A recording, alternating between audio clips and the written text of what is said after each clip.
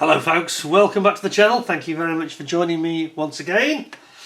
You are always most welcome. So today from ICM, Field Marshall Mongomery's staff. Wow, so this is very much in the spirit, I think, of the the Matchbox 76 scale, the old kit where you've got Monty's caravan and you've got the staff in the middle of what I think was either a Belgian or a Dutch town centre square where they're having an orders group meeting with a couple of senior generals. It's probably Brooke and Horrocks, I expect. I think they're intended to be Brooke and Horrocks, actually. Anyway, 35th scale kit, of course.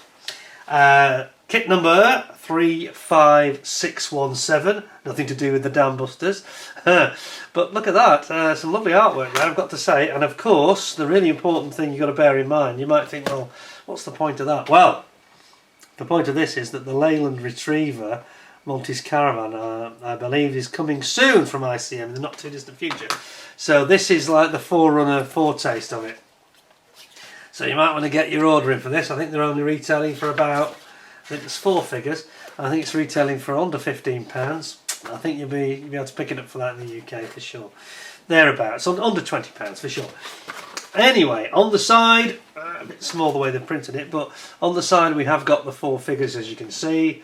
So I think it's General Brooke, probably General Horrocks and Montgomery. So we're talking Operation Market Garden, sort of late, either that or, you know, late in the battle for France, battle for Normandy.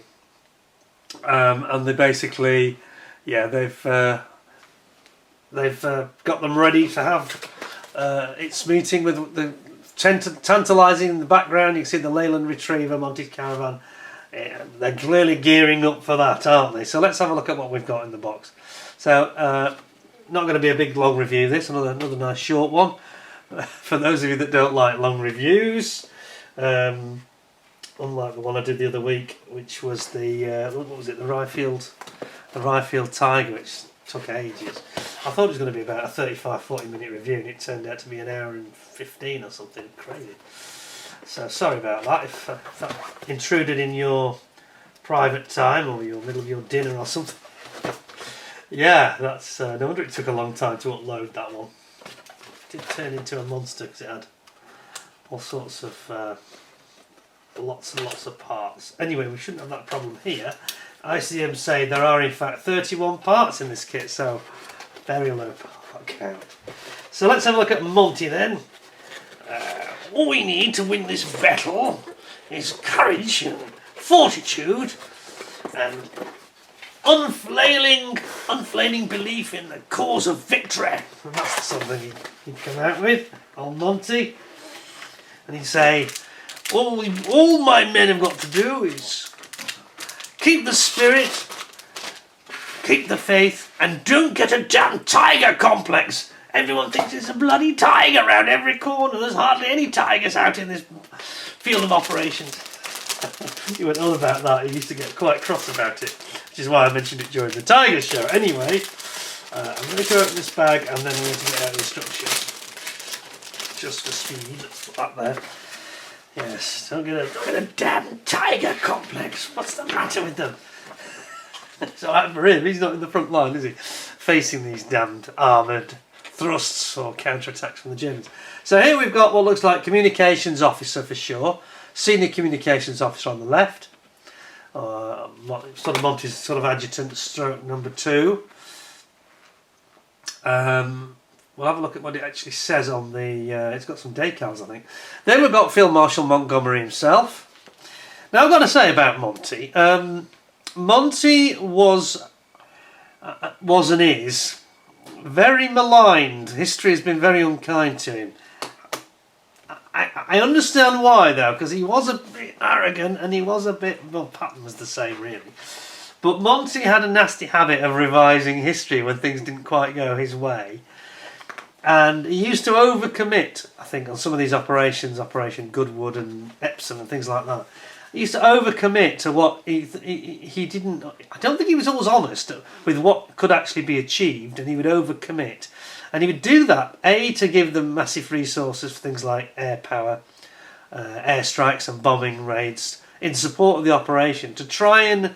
He was very good at trying to minimise casualties. He was not a gung-ho leader at all, quite the opposite, perhaps a bit too conservative sometimes.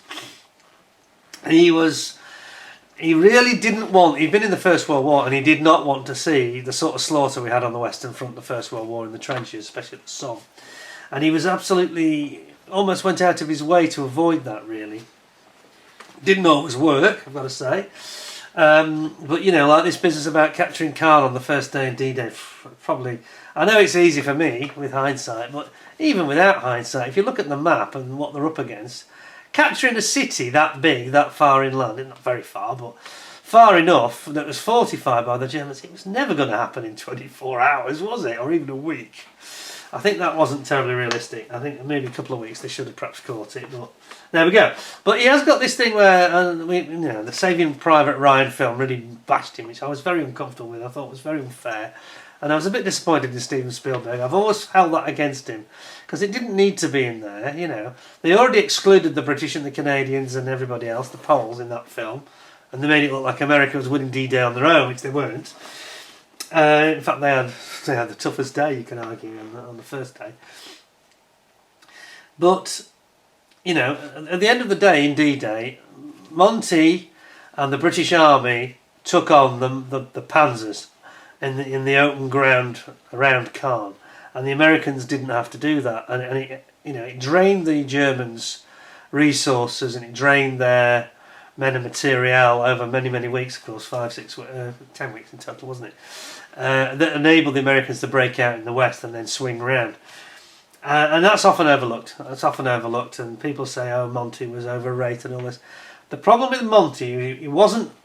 He over-exaggerated sometimes, and I think that made people think he was overrated. He was actually a very good military commander. He just wasn't very good at PR, and he wasn't very good at saying, look, on this occasion, perhaps we should have done things differently. He would never admit to any failing or fault or error or concede things could have been done. He would always try and spin it, and that is what made a lot of people like Bradley didn't really trust him, and now Patton hated him, and I think a lot of people, including Tedder, I don't think Tedder was very happy with him, nor Lee Mallory for that matter, in the Air Force side. So there was a lot of, I know I'm diversifying a little bit here, but I'll just give you a history lesson.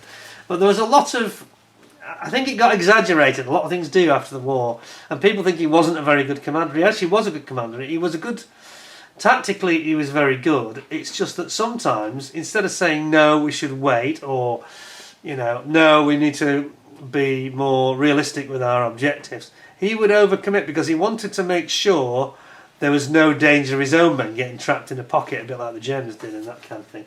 And he'd seen that happen before. So don't be too hard on Monty. Yeah, he was a bit of a prat really in the way he came across. He was very stiff upper lip, and the things about Brits that non-British people don't like was kind of embodied in Monty. A bit arrogant, a bit too clever for his own good, and you know, a bit too posh perhaps as well, and supercilious and a bit dismissive sometimes. Everybody else is an idiot apart from me sort of attitude. Didn't do him any favours. He wasn't a very good team player, but as I said, neither was Patton. Anyway, moving on, because I've digressed. Just wanted to defend Monty, not too much, because I can imagine he must have been challenging to work with. I think if you were in the Allied High Command, he must have been a bit of a nightmare. So I'm not making him out to be, you know, some angel, because he was not. He was not. He was probably a real pain to work with. But he did have the best. He had the best intentions, and especially for his men. And he was loved by the British Army. I was listening to the audiobook actually, Max Hastings, Overlord, and it's amazing how it comes across about even when some of these operations failed, they never blamed Monty. You know, the British Army were very loyal to him, and he was seen as a hero after the victory in El Alamein, in which he was very shrewd and cunning. He outfoxed the Desert Fox, so there you go. Rommel got beaten. But yeah, anybody that can instill that loyalty in his men, he can't be such a bad leader. He can't be. It was more the way he was a very bad diplomat and a very bad politician. You could argue he was the opposite of Roosevelt in that respect. But there we go. Anyway, over here we've got, I think is it General Brooke? some of you who are experts may say somebody else. I think it's General Brooke on the left. I think it's supposed to be General Horrocks on the right. And it looks to me like they're planning some operation during the Operation Market Garden, which is very germane at the moment because, of course, it's the anniversary next week. And this is, of course, where they tried to get across the Rhine and didn't quite plan it enough and went a bridge too far when they went to Arnhem and found the Beatrix SS Panzer divisions there, which was not a good thing to discover at all. And of course the British got cut off and surrounded, and some of them had to escape across the river. Anyway, you've got some map here, look, included. You've got your orders map, and you've got like a table. Is it a table that they're looking at? Oh no, it's like a map chart. It's like a fold-out map chart with a map in it. So that's very, very interesting figures. Here is our sprue map, recommending paint set 3054. So there we go. So let's have a look at the old plastic, shall we? Because there's only one sprue, so this won't take too long. Now I've done my bit for defending Monty for king and country, you know. But there we go. I do think he gets a little bit of a bad press. Sometimes it's a little bit over the top, and people are very bitter and dismissive. And I can imagine, you know, I've read the Anthony Beevor book, Battle for Normandy. Yeah, you can see why he's irritating to people, but he's not as irritating as Charles de Gaulle was. You read that book, any of you read that book or listen to the audio book, you will know what I'm talking about, because de Gaulle does not come across well in that book, and he didn't do France any favours at all. An absolute, it's almost like Monty on steroids, an opportunist, someone who takes credit for other people's efforts and victories. And anyway, I don't want to sit here knocking people. I'm not knocking the French, I'm just talking about de Gaulle. He was a nightmare. He made Montgomery look like an angel. Anyway, let's have a look at this. So we've got some lovely featured, got the hands here, and this is, I think it's Brooke's hands that's pointing to the map. Then we've got the legs, or the trousers, standing very very tall there. They've got the cap on with the peak. There's the cap at the bottom and the peak at the top as a separate part. And then you've got his face over here. He says, yeah, there. Then you've got his face. Try and get a bit closer. There we are. Sorry about the noise in the background. One of my neighbours is having a bit of gardening done, I think. It may get worse before it gets better. So I think that's General Brooke. And then we've got Monty himself, Field Marshall Mongomery. Now let's see if we can get him in here. Can we get Monty? There he is. Now then, what do we think of that? Is that cool? That is pretty good, the way that they've created the face. Now if you'll excuse me 1 second, I'm just going to pop on, because it is such a critical part of the kit. I'm just going to pop on my optivisors for a second. I've got to tell you that is really well done, actually. That looks exactly like Bernard Montgomery. It really does. I don't know if it's coming out as well on the camera. I've just got the optivisors on, and it's even down to the sculpture in his face and his moustache. A very sort of thin, sort of slightly chiselled, slightly sort of shallow face that Montgomery has. It's clearly replicated really well. So here we've got his tunic. Sorry about the noise again. Here we've got the tunic, and look around the back. So this is Montgomery here. He often used to wear a tank top when he didn't have his army uniform, his outer uniform on. He used to wear a tank top, a sweater, a sleeveless sweater, tank top as we often call it. Nothing to do with tanks. And there you got there you have him. Then, so actually, sorry, I've slightly misrepresented this. I've got to be honest. Where are we? There. This is Montgomery here. It's because I turned it round too much. So this is Monty. The one on the left as you look at it now. That's not. It's the one. Yes, on the left. Where my thumb is, which I've now lost. Where are we? There. That's Monty. So this on the other side then must be Horrocks, I guess. So you can see You see there the lovely detail with the pockets and the ties, the tunic. So this must be General Horrocks. And do you know what? I'm gonna get my optivisors out because I know what Horrocks looks like. I think that is Horrocks. It does look like him. I think I'm right. I think I've nailed it for you this time. So where is he? Sorry, we've lost him. There. Yes, I think that's General Horrocks. Of course, in the Bridge Too Far film, he was portrayed by Edward Fox. He was not a bad lookalike for him, actually. Not bad at all. And he spoke like him as well. So if you've ever seen any documentaries with General Horrocks, you'll know what I mean. So over here we've got this is the that's Monty. No, am I right? Is that Horrocks? Yeah, that's Horrocks. Sure. And then over here, so they've got the arms. So I'm jumping around a little bit because it doesn't always make that obvious. So over here, then we've got Monty's hands down here, and this is the map case that they're actually looking at the map of. There's a decal to go on this one. This is the map itself. And over here then we've got the communications officer, adjutant chap. And was there a decal for that? I've just realised I didn't see a decal. I thought there was one. Just have a look. Sometimes they do and sometimes they don't with ICM. I've got a feeling there's no decal for it, which is a bit of a shame actually. No, that's not there. No, there's no decal. Okay. So I was hoping to see what it actually said on his shoulder. So if you will bear with me 1 second, I'm just going to, if you don't mind the noise of lawnmowers in the background. It's the Royal Signals, of course he is. He basically signals Monty's orders to the various commands. So it's the Royal Signals. He's got signals written on his shoulder.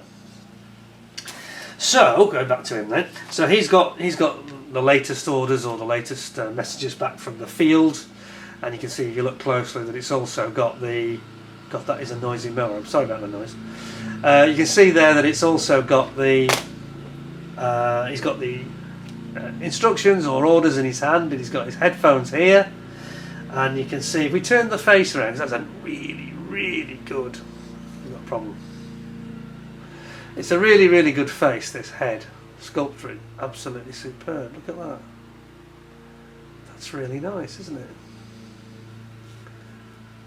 Yes, that's very nice. So all we have to decide is which character is which one, and the one that's leaning forward, that's definitely Horrocks. So this is Horrocks here. 2, 3. It does leave you in a bit of a quandary about 1, 2, 3, 4 men. Right, and the adjutant. Yeah, okay. So you've got the adjutant, like this is the adjutant signals officer here. And again, some nice detail there. So, there we have it. Sorry about the noise in the background. Yeah, and then you've got the caps. You can see the cap detail here. Sans the peak. The peak is there below. You add that separately. And yeah, all in all, it's quite an impressive setup, isn't it? You've got Field Marshall Mongomery. I mean, a very small, if you like your figures, it's quite a small set, this. And again, this is going to be retailing, as I said, under £20, maybe quite a bit under, maybe £17, £18, something like that. But you're getting a lot, aren't you, there? And I've got to be honest, pocket money kit, really, this. Very nicely done. That Montgomery and Horrocks and Brooke. I'm not so aware of Brooke about his looks, so you have to forgive me. I can't judge on that, but I'm taking it they've really done their homework, because you can see that with the sort of Horrocks and the Montgomery face. So Field Marshall Mongomery is an absolutely stunning kit. Absolutely stunning kit. I'm most impressed with that. Most impressed. Is there any flaws in it? No. I mean, I know it's not a lot to the kit, but for what it is and what it costs, it's got to be a 10 out of 10. It really has got to be 10 out of 10. I hope you'll give me 10 out of 10. Perhaps not for that noise in the background. Now it's gone off. 10 out of 10. Well done, ICM. That's a really nice bit of nostalgic. And if you then get Monty's Caravan, the Leyland Retriever command van, that will make an absolutely brilliant diorama. It will just be fantastic. So 10 out of 10. Well done, ICM. Thank you for providing that for review. Well worth seeing. The only tiny disappointment I'm picking. I'm giving it 10. It's good. It's fine. I just wish that they'd maybe included some decals, because I know that Tamiya are doing that now, aren't they? The decals for the shoulder epaulets and their generals markings and the pips, you know, on the shoulders and things. I would have liked that. I made it a little bit just a final icing on the cake, but I can't really mark against it for that, because very few people do include decals for figures even at 1/35th. But as I say, Tamiya have started doing it and they're doing it quite well. There you go. I hope you'll give me 10 out of 10, or maybe 9, because there's a little bit of noise in the background. Anyway, only a short one today. But thank you for joining me. Hope you found that interesting. Please stay tuned, because we'll have some more interesting and similar things coming up very soon. In the meantime, thanks very much for joining me. Take care of yourselves. Until next time, thanks a lot. Take care. Bye for now.